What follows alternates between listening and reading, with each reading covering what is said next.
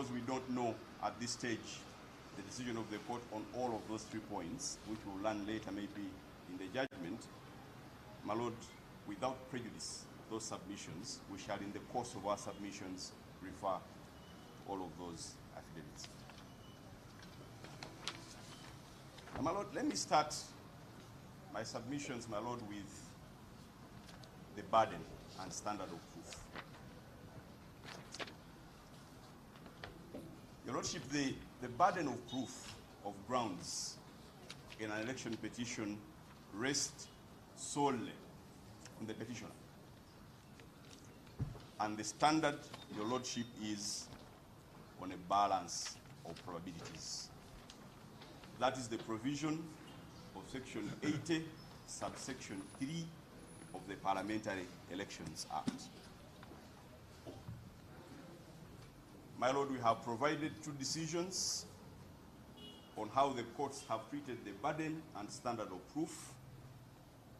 The first authority, Your Lordship, is at page 236.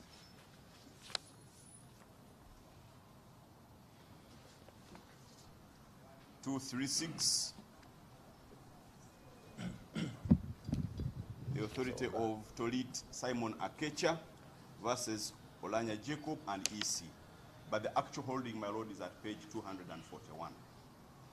Same volume we have been using, volume 1. There, my Lord, of course, their Lordships restated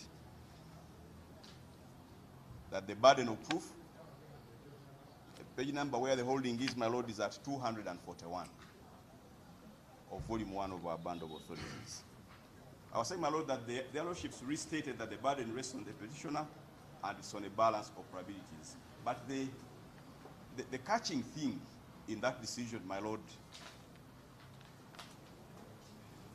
is that courts, before and after, one would wonder why, before and after, sent mixed signals about the standard of proof of the grounds for annulling an election petition.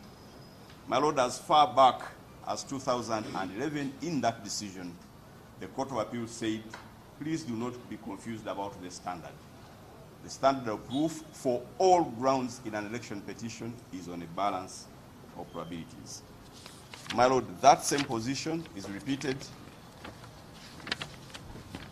in Paul Mwiru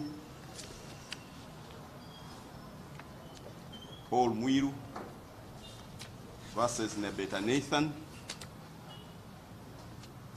My Lord, that decision is on page 253, but the actual holding is on 281.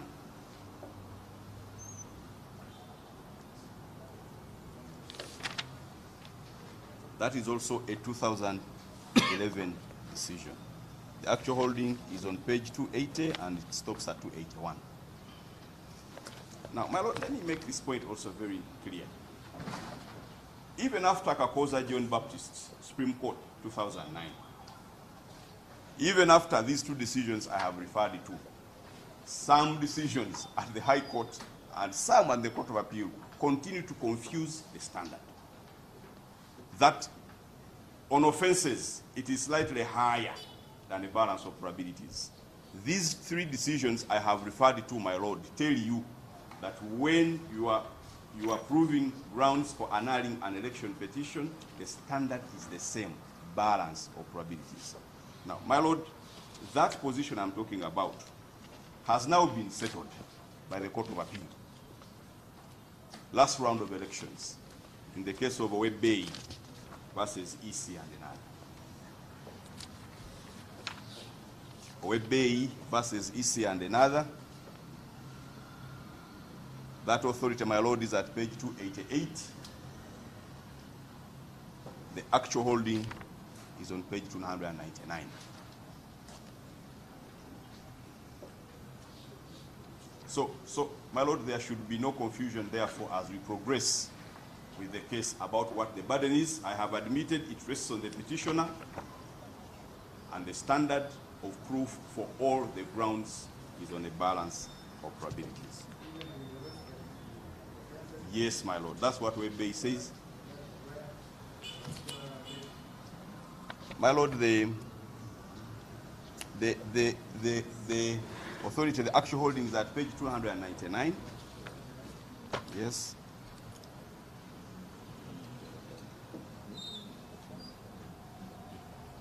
(299) is the actual holding. It says previously there was indeed some controversy on the standard of proof in election petition.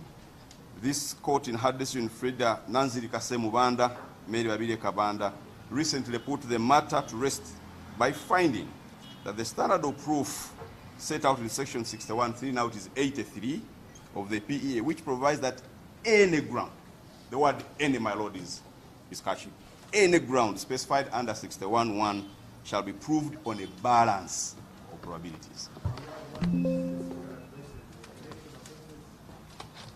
My lord, my lord, it says any ground, and election offences are part of section 61.1.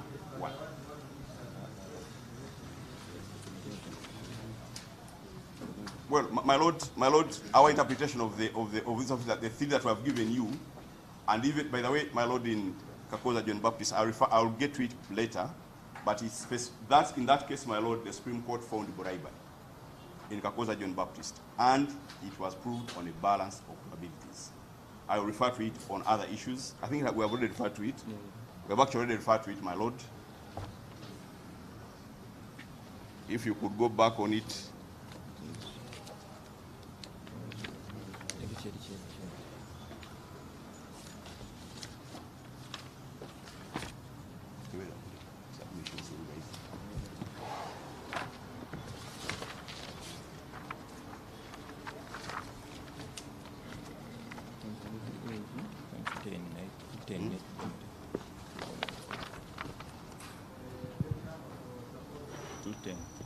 It's at 210.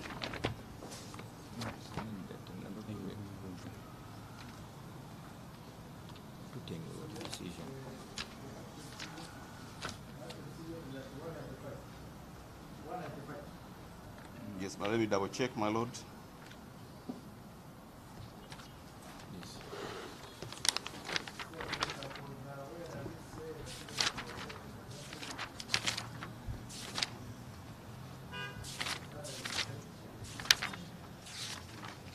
My lord, what I'm saying in Kakoza, John Baptist, is that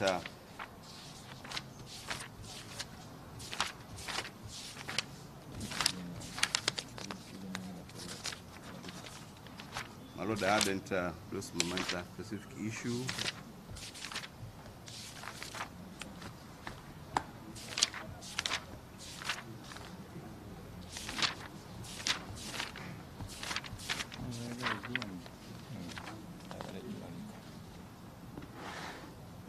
I haven't, I didn't have raised my mind on that point in that decision, but the point I was making, my lord, is that in this decision of Kakoza John Baptist, and in the decision, by the way, my lord, of Mukasa Anthony Harris, which you have not provided because we didn't anticipate that issue to come up, Mukasa Anthony Harris, both of the Supreme Court. Actually, my lord, the standard that I've been referring to in all of the three decisions I've just referred to, we are saying that in Mukasa Anthony Harris, the Supreme Court has guided that the standard for all grounds is on a balance of probabilities.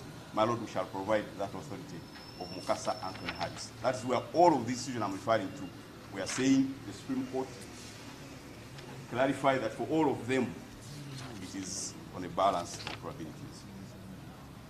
Mukasa Anthony Harris versus Dr. Lulu Mebaiga. Supreme Court, we shall provide that decision, my lord. And it is that all of these authorities of the Court of Appeal, even Owe Bay, that I've just cited, my lord, refer to.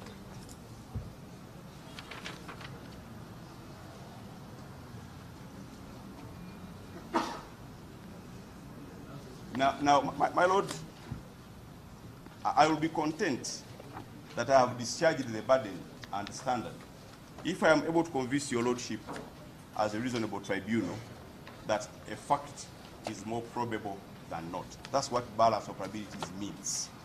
That taking into account the evidence of the petitioner and that of the respondent, a fact is more probable than not. That is what the standard of balance of probabilities means. My lord, that is the decision of Miller versus Minister of Pensions. So if I attain that standard, my lord, and you're convinced Page 383, that's where the holding is.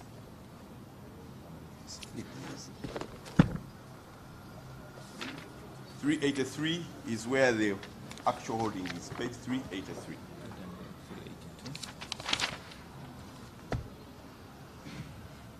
But the case, your lordship, starts at 382.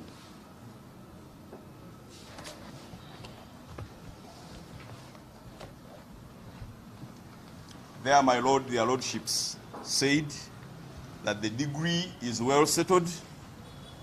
It must carry a reasonable degree of probabilities, but not so high as is required in a criminal case. If the evidence is such that the tribunal can say that we think it's more probable than not, then the burden is discharged.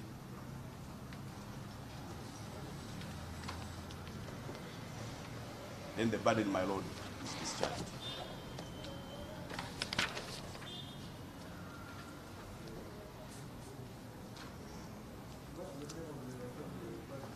Miller versus Minister of Pensions, yes. 382, the holding is at 383. My lord, which now takes me to the first issue.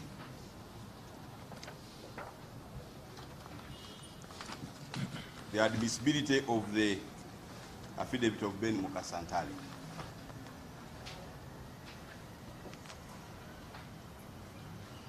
My lord, we have submitted a lot about this issue, so I'll not say too many things about it.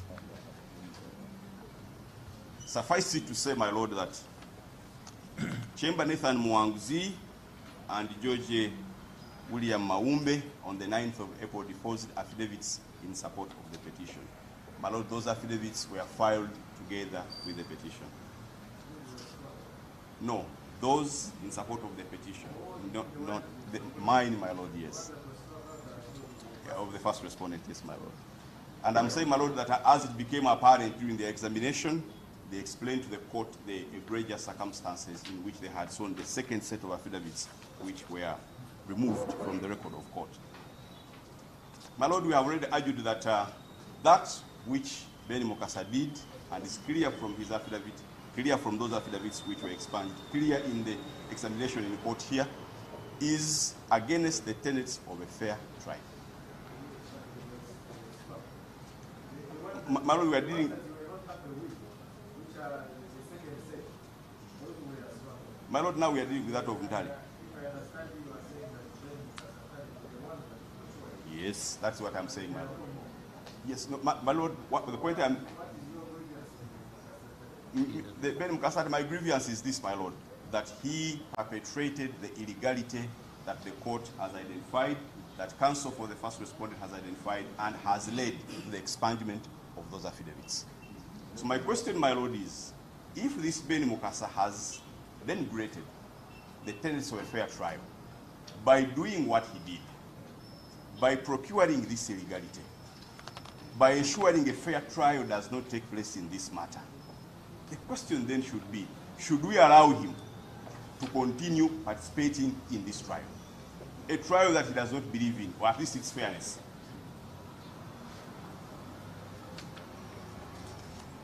And as we have already shown you, my lord, previously when we were arguing that approaching witnesses of the other side is unlawful. And Ben Mukasa has said that. These witnesses came to court and said that. That is illegal, and we have identified that illegality. Now the issue is, should we allow Ben Mukasa to continue being part of this trial? My submission, my lord, is that he should not be allowed to continue participating in this trial. We have identified an illegality. Leaving his affidavit on the record of court would be to sanction his conduct, to sanction his illegality. That's the effect. If we agree that what he did is unlawful and illegal, then leaving his affidavit on record is sanctioning that illegality, which the Court of Appeal has been very clear about. Don't touch the other side. This man came to court and said in his affidavit that he's the one who did it. As it became apparent in the examination, he did it. It is illegal, and we have identified it. Now, can we keep the illegality on court, my lord? It is our submission that we should not. My lord, of course, For that position, I refer to the oft-cited case of Makula International versus Emmanuel Karinwamala, His Eminence, my Lord. That authority is at page 449, but the actual holding is at 467. 467 is where the actual holding is. Yes. 467, yes, my Lord. Same volume I've been using.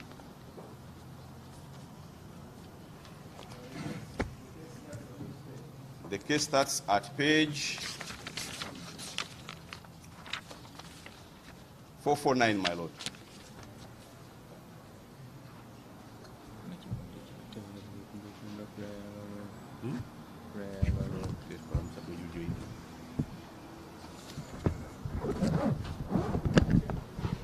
So, my Lord, my prayer, therefore, on that affidavit is that be struck out.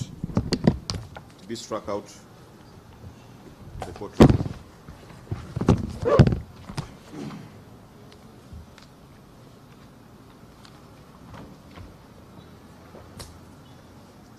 Second issue, my Lord. Whether there was non-compliance with the provisions of the PEA relating to elections, and if so, whether the non-compliance affected the result of the election in a substantial manner. My Lord, as I spoke earlier, Section 80, subsection 1 provides for the grounds for setting aside an election petition. This ground we are dealing with in this issue is Section 80, subsection 1A. Section 80, subsection 1A.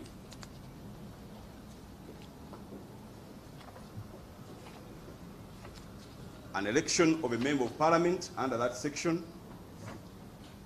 is set aside where there is proof on a balance of probabilities that there was non-compliance with the provisions of the PEA relating to elections, and that non-compliance affected the result of the election in a substantial manner. My Lord, let me preface my arguments on this issue by making two legal points. The first one, my Lord, it is irrelevant to succeed, for the petitioner to succeed on this ground. It is irrelevant that the non-compliance or elements thereof are attributed to the winning candidate. It is not necessary, my Lord, for the petitioner to succeed on this ground that any elements of non-compliance are attributed to the winning candidate. What the law requires, my Lord, is proof of non-compliance, and whether that non-compliance affected the result of the election in a substantial manner. That is why you saw, my Lord, throughout all our evidence, body of evidence, did not attribute the elements of non-compliance to the winning candidate. It is irrelevant. It is not necessary. My Lord, that's the decision of the Court of Appeal in Mbaju Jackson. Mbaju Jackson versus Tembo Gideon Mujongo. My Lord, we have now shifted to volume 2. Mbaju Jackson versus Tembo Gideon Mujongo and another. That decision, there is the first one on volume 2. That is page 469. It's the first case in volume 2 at page 469. But the actual holding is at page 501.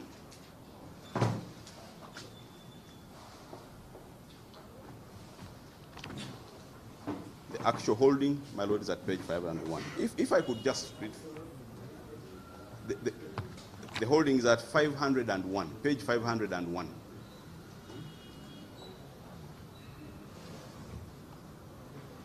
It's just paragraph 93, my Lord, where their Lordship said that the law does not require that irregularities or unlawful actions be attributed to the successful candidate whose election is challenged. Section 61(1)(a), now 81(a) of the PEA requires the court to be satisfied with two things. First, that there was failure to conduct the election in accordance with the principles laid down in those provisions of the law. And second, that the non-compliance affected the result of the election in a substantial manner. That's the first legal point. Secondly, Your Lordship, the second point I wanted to preface this argument with is that it is also irrelevant and it is not a plea available to the winning candidate, in this case the first respondent, to say that the petitioner may also have committed acts of non-compliance. That plea is not available. It is not a defense, okay, to a charge, to a ground, to this ground, my Lord, for the first respondent to allege any sort of malpractices against the petitioner, as the first respondent tried to do so in paragraph 3 of his answer to the petition. My Lord, that point of law was also settled by the Court of Appeal in Ngomanjime versus the answer, first of all, yes. Paragraph 3, he attempted to allege that the petitioner committed some acts of malpractice. That is not open to him. It is not even a defense. So consideration of whatever the petitioner may have done is irrelevant to this ground, at least, my Lord. And I'm saying, my Lord, that that point was also settled in the Court of Appeal in Ngomanjime versus EC and Winvyanyima. Ngomanjime versus EC and Winvyanyima. The authority starts at page 512 in our second bundle, in our second volume. But the actual holding, my Lord, is at page 524.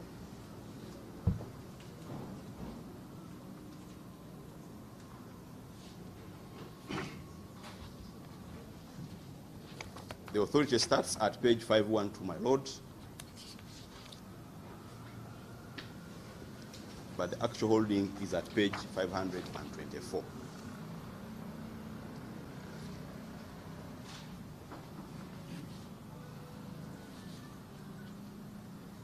We have highlighted, my Lord, the relevant part, which is the effect of what I'm saying. In summary, my Lord, their lordships are saying the law is concerned with the winning candidate. There is no logic in pursuing the losing candidate. The law is not concerned with that.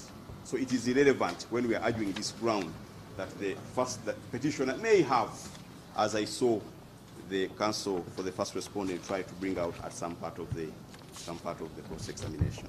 Now, my Lord, in paragraph 7.3, that's at page 4 of our petition, the petitioner pleaded a number or several elements of non-compliance with the law. This is in the petition at page 4 of that petition. Several elements of non-compliance were pleaded there. I may not repeat them, my Lord, because they are already in the petition. In summary, maybe, or it may suffice for me to say that the complaint was about the holding of the election in an environment that's not free and fair, the non-counting of votes cast at these polling stations, the 14, my Lord, the non-transmission of results, the non-filling of the DR forms, the non-tallying of these results, non-delivery of the tamper-proof envelopes, and final declaration of a winning candidate without receiving all envelopes from the constituency, as is the command of the law. That was the substance, my Lord, of the elements of non-compliance with the provisions of the law. My Lord, in the petition, we specified the provisions of the law which were breached. What did the respondents do in their answer? First, my Lord,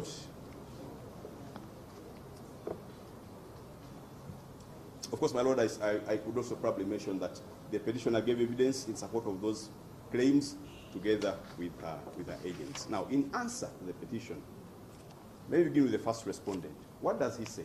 In paragraph 4 of the answer to the petition, he says, yes, there was 0-0 return from those polling stations. My Lord, that concession in paragraph 4 of the answer to the petition is repeated in paragraph 6 of the affidavit in support of the answer to the petition. When he was here for cross-examination, my Lord, he told us that he had polling agents at all the 197 polling stations, and that none of them had come back to tell him that elections did not take place in these 14 polling stations.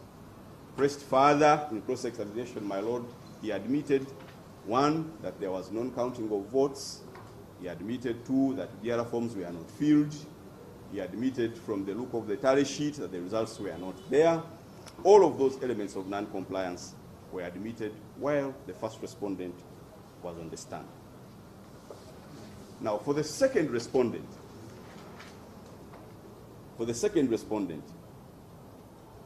paragraphs 10 and 11 of the answer to the petition,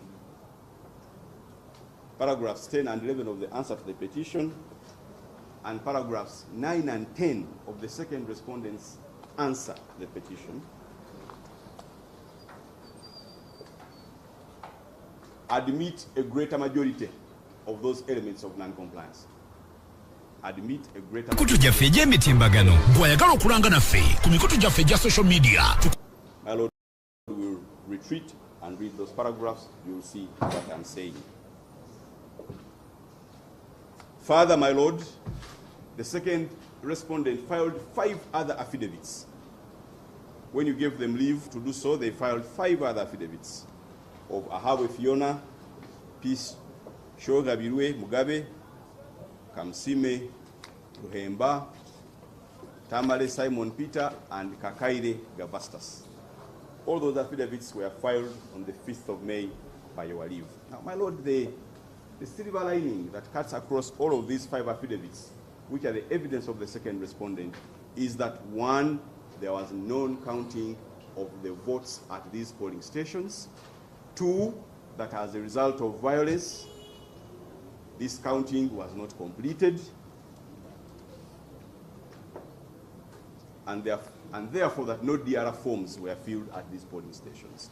This was the evidence of the second respondent. And from that body of evidence, my Lord, starting from the petitioner, the concessions of the first respondent, the concessions of the second respondent, it is our submission that all elements of non-compliance that were pleaded by the petitioner were proved or have been proved. Why do I say, my Lord, that all these things we pleaded were non-compliance? I refer you briefly, my Lord, some of the decisions that have held that each one of those things that we pleaded is non-compliance. Maybe perhaps, my Lord, to tell you that non-compliance simply means that there's provision of the law which has not been complied with, as simple as that. If the law tells you count votes, you don't count them, that's non-compliance. Fill DRA forms, you don't fill them, non-compliance. Take all envelopes before you declare, you don't do so, non-compliance. That's simply what it means. And in the petition, we specified all of those sections that the second respondent did not comply with. They told him to do something else, he did something else. Now, my Lord, I could refer to some of the decisions in our bundle of authorities that have held that all of these various things that we pleaded and which we have stated have been proved are elements and amount non-compliance with the law. The first one, my Lord, is at page 543. 543 of our bundle of authorities. This is the case of Apollo Kantinti versus Stella Sebaru.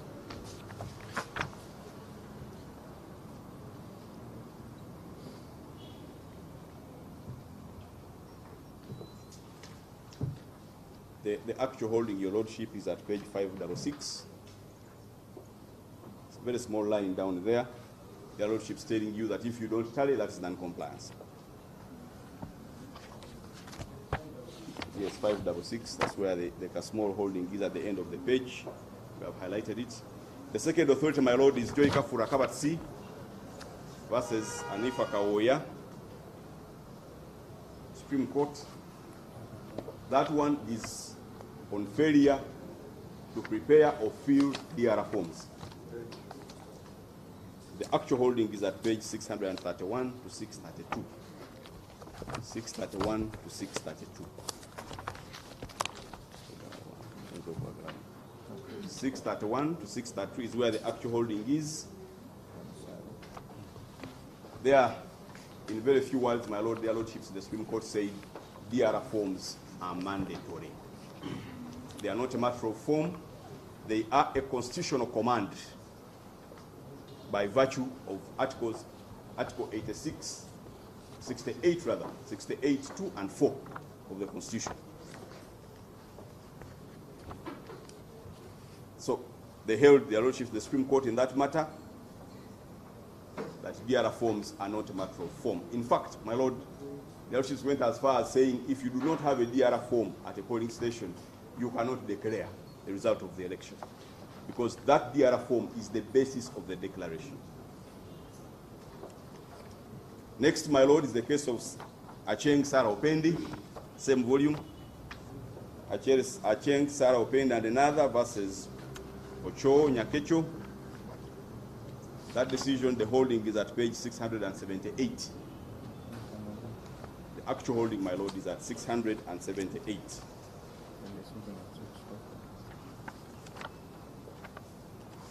There, my lord, in that decision, as you go there, 15 DRR forms had been tampered with and did not end up at the Tale Center. Your lordship, their lordship in the Court of Appeal said that the failure to transmit those DRR forms, as was in this matter, no DRR forms were transmitted, amounted to non-compliance. EC versus Moscow, just briefly take you through, my lord, decisions which have held that all of these things we have pleaded constitute non-compliance. That's what I'm taking you through briefly, my lord. It's at page 701, same volume, and 701. 68. The actual holding, my lord, the page I'm referring to as where the actual holding is, but of course the case starts at 686. 686.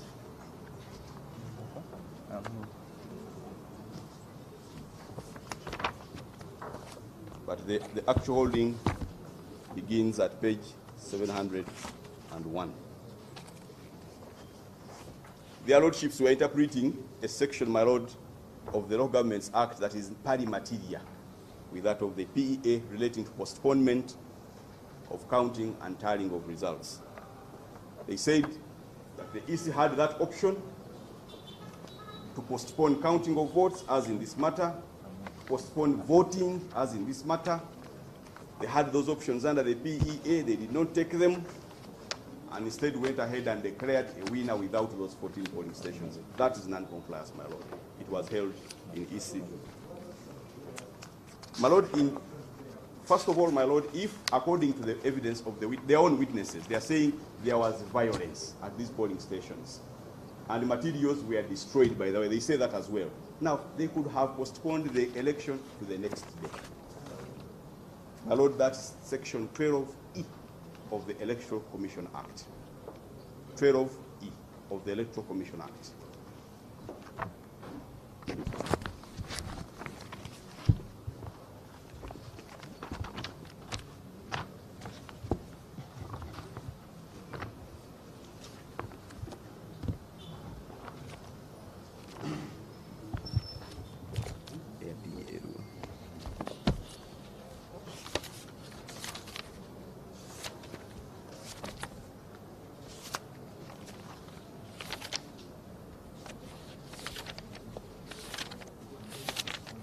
My lord, I say 12(1)E.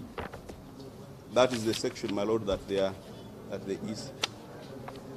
It says the commission shall subject to and for purposes of carrying out its functions under Chapter 5 of the Constitution and this Act have the following powers. E, to take measures for ensuring that the entire electoral process is conducted under conditions of freedom and fairness.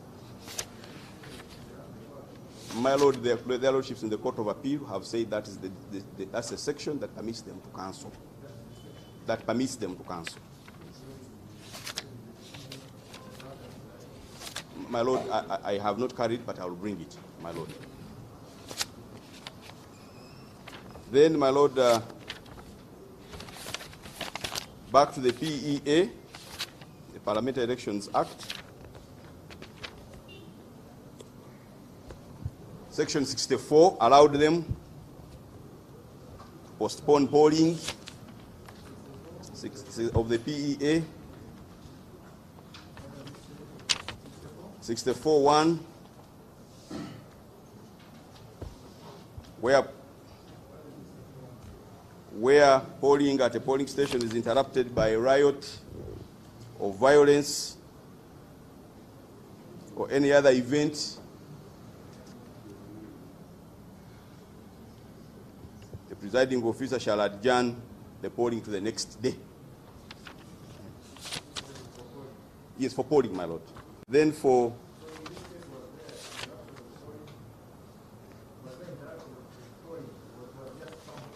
It was counting and tallying, my lord. That is the process. The polling was interpreted, my lord, as we stated earlier. Then, my lord, section, yes. Then section 76, my lord. Yes.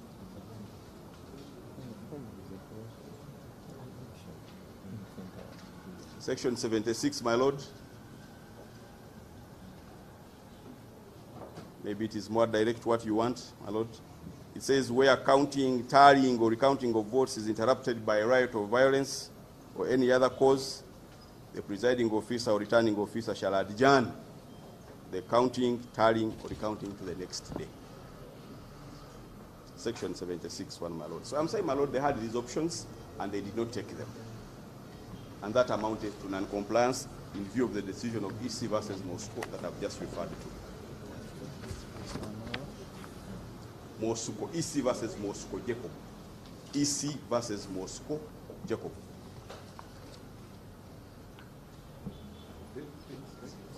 The page. Yes, my lord. Yes, my lord. The section I've just read says the next day. Yes, my lord. 76:1. Of the authority?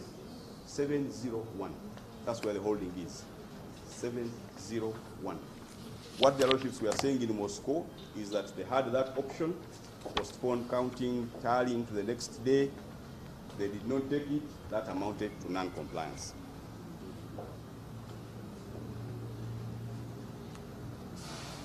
My lord, just two more in that area.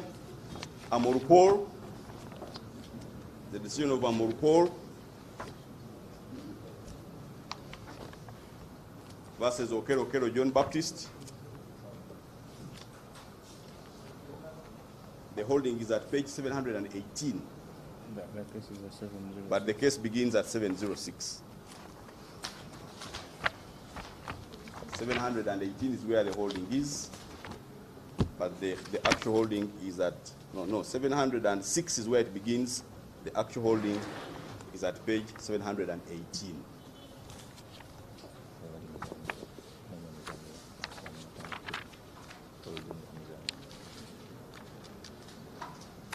My lord, that one is about transmission of results. In that case, only one DR form had not been transmitted. It had disappeared somewhere along the way and did not end up at the tally center.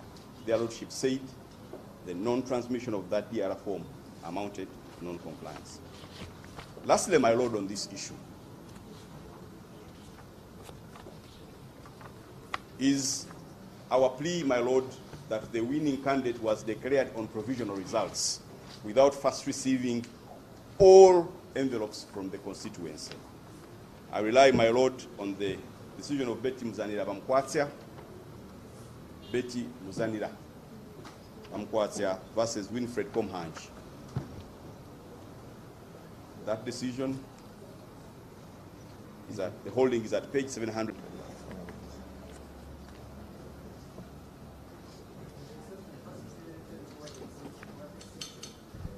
Let me begin with the law, my lord. Section 72 of the PEA, which their lordships in Muzanira were interpreting, which they were interpreting in the former section 58. Now it is 72(1).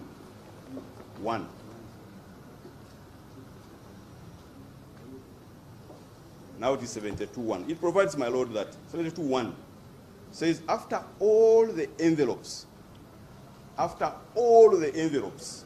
containing the declaration of results forms have been received, the returning officer shall, in the presence of the candidates or their agents, or such of them as wish be present, open the envelopes and add the number of votes cast for each candidate. You do not declare a winning candidate without all envelopes. Now, my lord, in Bamzanira, they said, of course, you can begin tallying, okay, if there is, and that's also provided for in the law. You can begin tallying, but declaration, you do not do so until you have received all envelopes. I was saying that the exception, my Lord, they created is of the decision, my Lord. I'm at page 751 now. 751.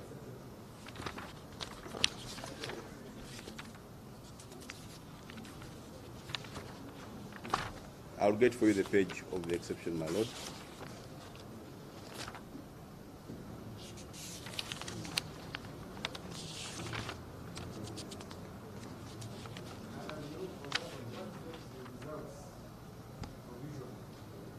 If they're not complete, my Lord, that's all. If a constituency has 197 polling stations and you have results of 170 polling stations, they are provisional.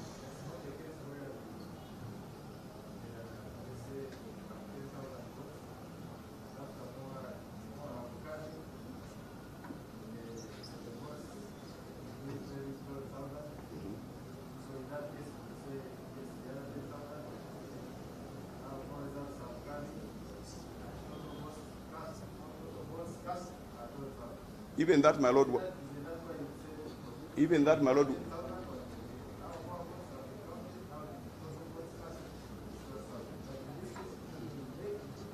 even that, my Lord, which you have said, happened and is unlawful.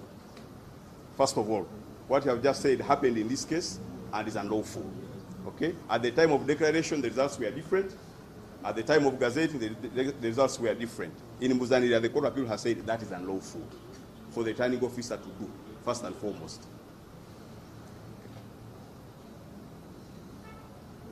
This decision has told you once you issue a return form for transmission of results, you can't touch it. So, my Lord, I only put the final declaration where that which you are saying. No, my Lord. The previous results are, but that was not my point. The point was that because you do not have all 197 envelopes, DR forms, the only implication is that what you have declared are provisional results. I was, my Lord, taking you to the exception that you had asked me.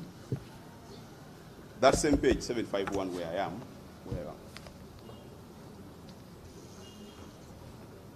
Just below the second highlighted part, there, my Lord, they are saying, unless they are cancelled.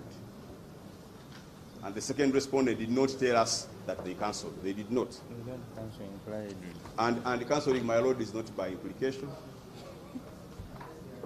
We appreciate, my Lord, after the second highlighted part, down there, after the second highlighted part, down there it says, we appreciate that there are cases where certain results may be missing or cancelled.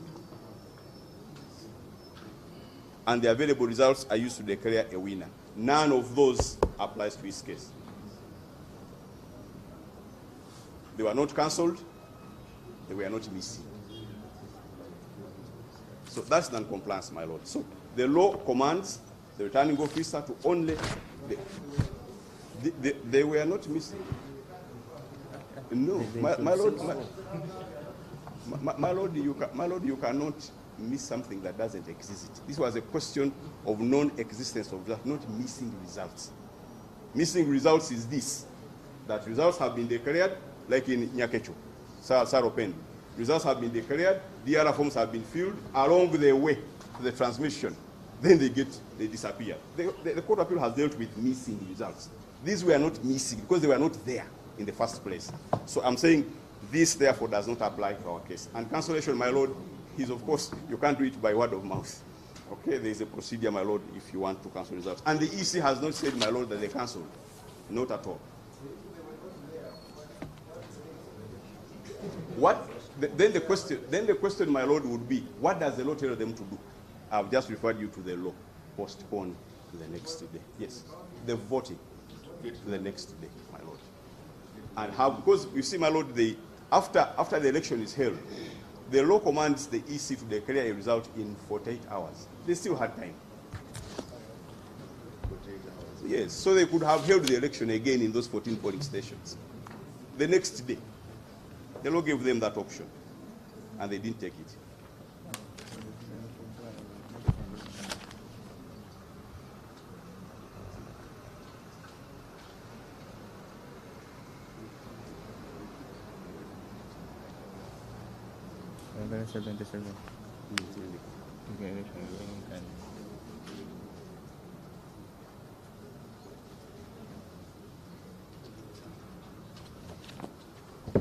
Now, my lord, which brings me to the second limb of this issue, which is the issue of substantiality. Now that, my lord, I have told you and I have given you authority and evidence that there was non-compliance with the provisions of the law, the next issue is whether that non-compliance affected the result of the election in a substantial manner.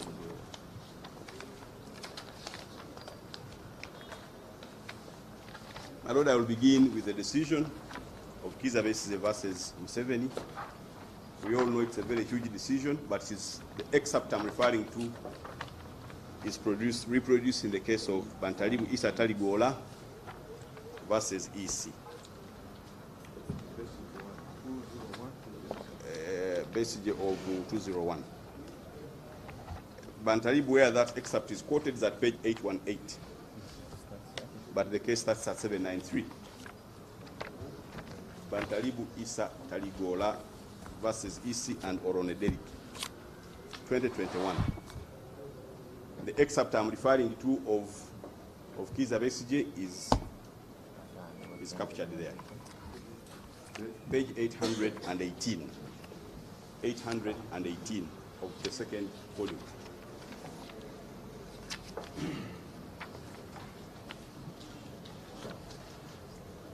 What substantial effect means. He says, that means that to succeed, the petitioner does not have to prove that the declared candidate would have lost. It is sufficient to prove that the winning majority would have been reduced. Such reduction, however, would have to be as to put the victory in doubt. What does that mean, then, my lord? It means that in this petition, we don't have to prove, my lord, that the winner would have lost or that the loser would have won. It is enough in this petition, my lord, if we prove, and we have, that the number of people whose electoral choice was not ascertained by the Electoral Commission is greater than the margin between the two candidates, between the winner and the first runner-up. That is what we have to prove. Okay? I will have established substantial effect, my lord, if I prove that because of this number of people whose choice we don't know, because nobody knows how they voted, is greater than the margin. My lord, the margin between the first respondent and the petitioner is 8,881 votes. Those whose choice we do not know, but we are clear voted at the election, is 16,640 votes. They are almost double the margin. They are almost double the margin. 16,640. 640. But the margin,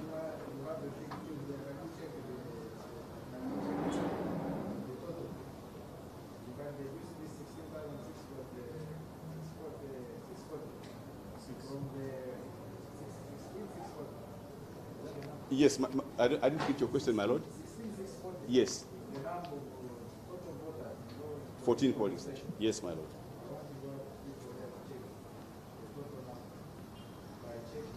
The tally sheet? Subtracting this from the...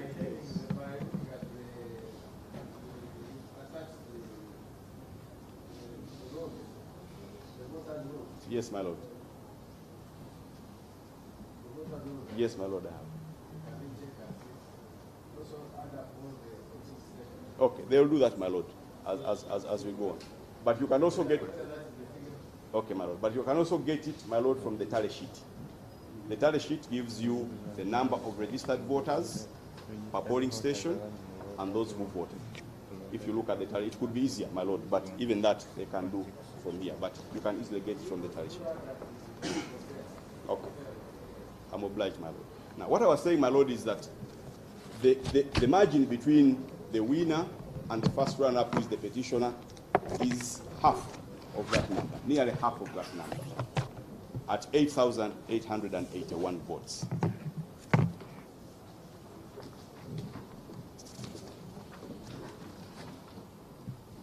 When she was here in cross-examination, I should probably also say this, my lord, when she was here for cross-examination, and Mr. Baz took her on it quite a bit, the petitioner stated that in those 14 polling stations, apart from the fact that that's where she votes from, in one of them, but those were also her strongholds.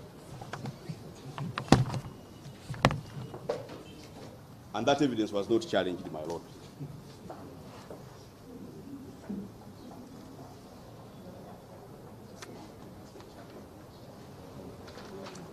My lord, why I mentioned that point is because the case of Atan Okia Moses versus EC and Ariko Herbert of 2021 turned on that point.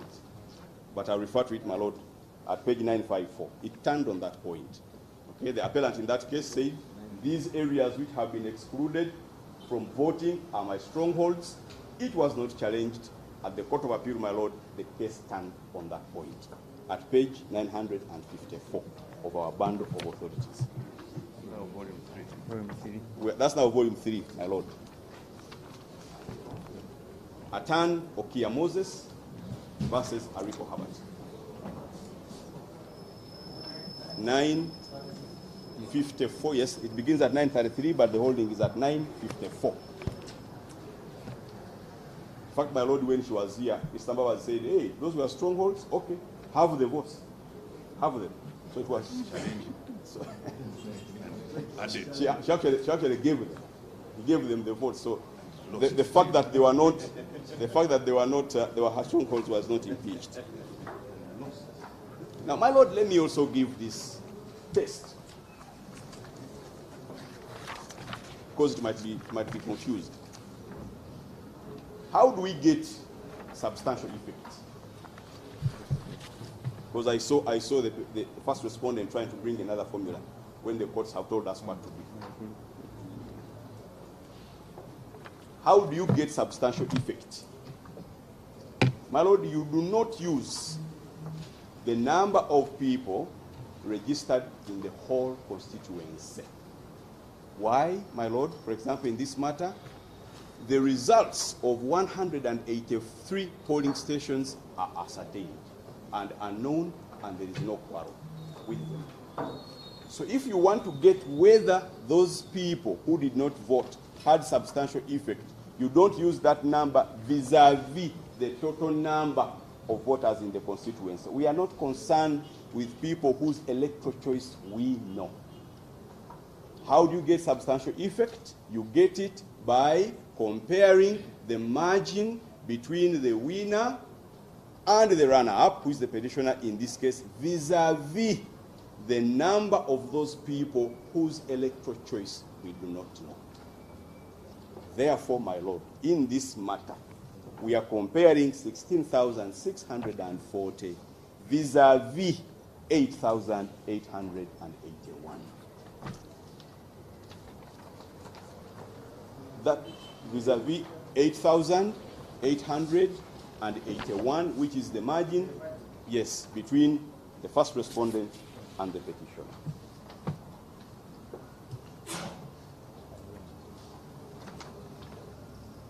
My lord, I am not getting that from my head, but from the decisions of the Court of Appeal, two of them. I'll take you back a little bit. The decision of EC versus Mosuko, it's 2021. That's volume 2. That's volume 2, my lord, at page 702.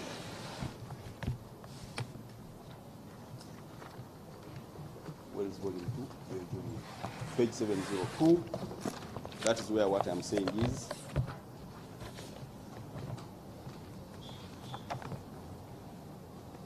EC versus Mosuku. Page 702.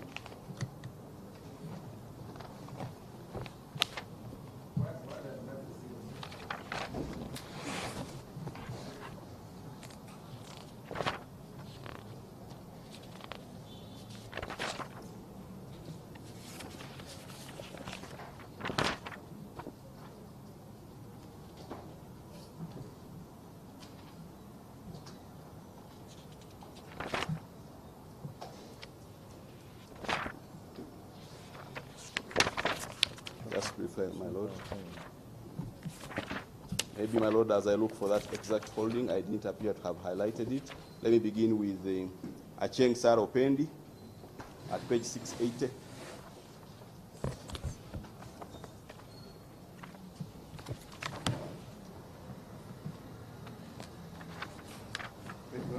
Page 680.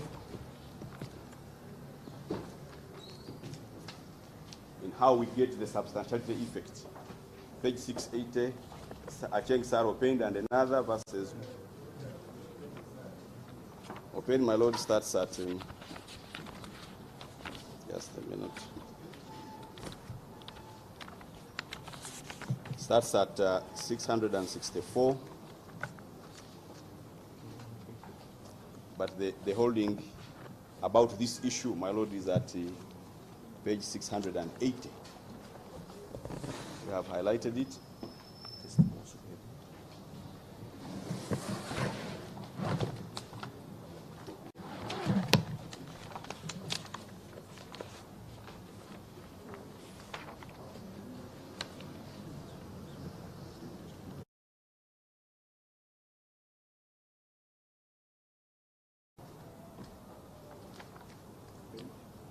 Page 680. So that's how we get substantiality. My lord, back to Mosuku.